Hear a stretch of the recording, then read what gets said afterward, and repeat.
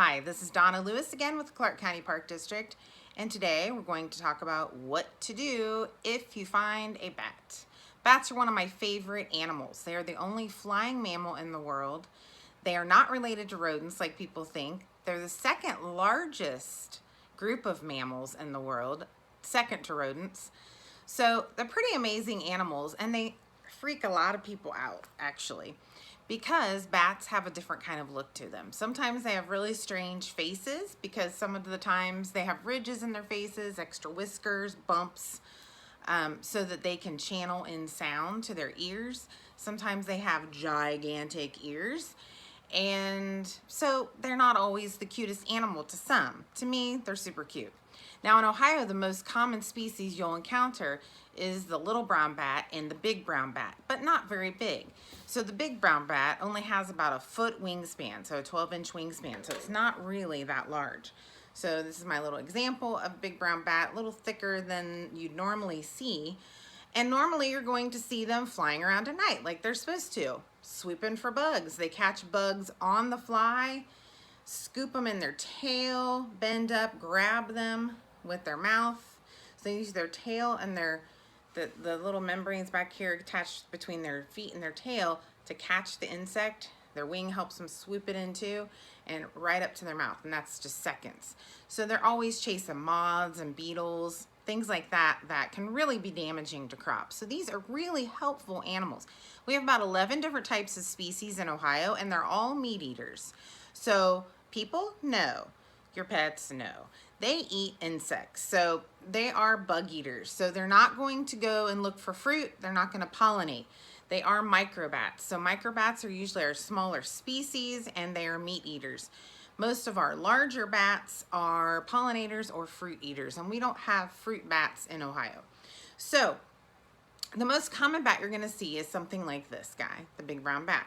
Sometimes you'll see them flying around in your house, okay? No need to be like, oh my God, there's a bat in our house, and running around like crazy. What do I do? There's a bat in the house. So the best thing to do, and why do they get in your house? Well, it seems like a safe place to be, right? Hiding from predators, it's nice and warm, stable environment. So they can get inside of a space about the width of your pinky, not very much bigger than that, okay? So it doesn't take much of a hole for them to wiggle their way in. They're pretty small. Once they get in, sometimes they don't know how to get out. So you might have them flying around, okay? And they might swoop. They're not swooping towards you. That's how they get their speed back up in flight. So no worries about that. They're not swooping towards you.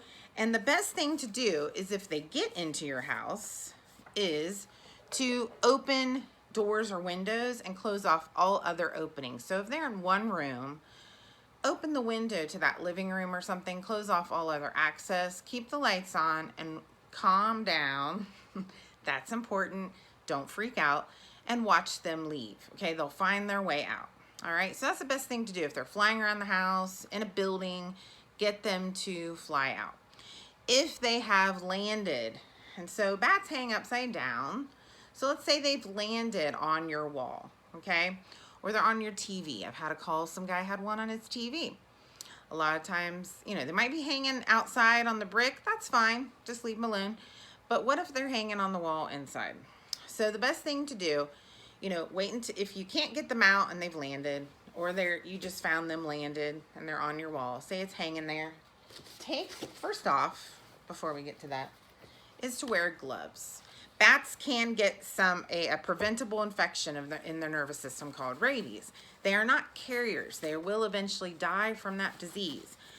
So they're not carriers, but they can transmit it through a bite or saliva, okay, into an open wound or your eyes or nose or something like that. So you do want to be careful. It's not a huge issue in this area in Ohio, but you do still want to be careful. So wear gloves. Put some gloves on. These are just deerskin gloves. And so make sure they're kind of thick, okay? Bats aren't normally biters, but they do have really sharp teeth, kind of like a hypodermic needle. And from experience, it feels pretty wicked. So the best thing to do, put a box over them on the wall, okay, covering them. And then once you slip that over there, gotta find all my stuff. Then you're going to take like a thick envelope or cardboard and slip it behind that box. So if we're looking at it from this way, so you're just gonna slip that up the wall, kind of inch under the bat, and then trap him between this envelope and the box, okay, so that he's inside. Turn it over, put a lid on it. Now, if it's not evening and you're gonna have to keep him a little while until evening because you can't safely release him during the day, it is better to release them at evening, but I do tell people to release them during the day if there's no cats or dogs outside and they have a nice safe spot for them to crawl up. So the best thing to do is to put that box outside when it's time and to put it near a tree or something they can climb up so that when evening comes, the bat can leave the box, okay? Climb up the tree and take off. They can't just take off from the ground. They have to take off from a height. So they have to be a little high to take off. So that's the best thing to do. If you have to keep them for a little while, like during the day, and release them in the evening, you can put a cloth in there. Of course, this has a bat on it. You can put a little cloth in there so that he can hang on the cloth and be a little more comfortable in the box, okay? So he's not on slippery surface in there.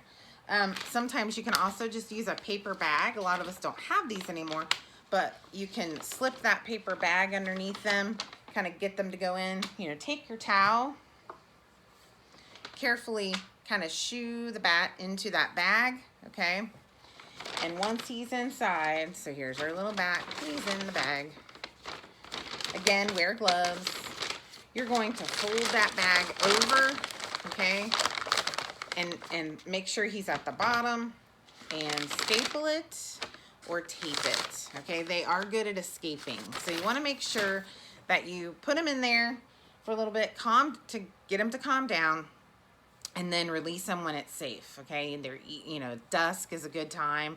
I had a friend recently find one outside of their garage on the ground. They got it into a container with gloves and a towel. They put it up in the tree house right at a tree, and it crawled up. By the time they were done eating dinner, it had flown away. So it was a safe situation for the bat to leave from. Now, what if it's injured? You see an injury, an open wound, something like that. Then you'll want to call a rehabilitation center. So in this area in the Miami Valley, the best place to call is Bruckner Nature Center, and you can find them in Troy, Ohio. So you'll want to call them, tell them the situation before you come out with the bat. So again, put it in a container like a paper bag or a box with something soft to hang on to. Just makes them feel a little more comfortable. Don't try to feed it. For one thing, bats eat live food like insects. That's kind of hard to find sometimes. And if you're inexperienced, that's not something you should do. Call the rehabilitation center. That is the best thing to do. If you have questions about a bat anytime and you're not sure if you should call the rehab because you might just be something easy to take care of, you can call us at the Clark County Park District and ask for Donna, and you can email me at dlewis@clarkcountyparks.org. Again, if you find a bat, there's a simple way to get it out of your house without freaking out, without hitting it with a broom or any crazy things like that. You do want to be aware that sometimes they could be sick, so you want to protect yourself with a towel, gloves, just in case. And if you are ever bitten, it's very important to report that to your local health center or your local Ohio Health Center, Department of Health. I cannot think of the name. I'm human too. So basically, there's simple things you can do to prevent the bat from staying in your house, from being a problem, and you can get it out safely. And if it is injured, please get it into a container and call your local wildlife rehab center. If you're just not sure, give us a call and we can help you out. So thanks a lot. And until next time, what to do if you find a baby animal or an injured animal. Thanks a lot. Bye-bye.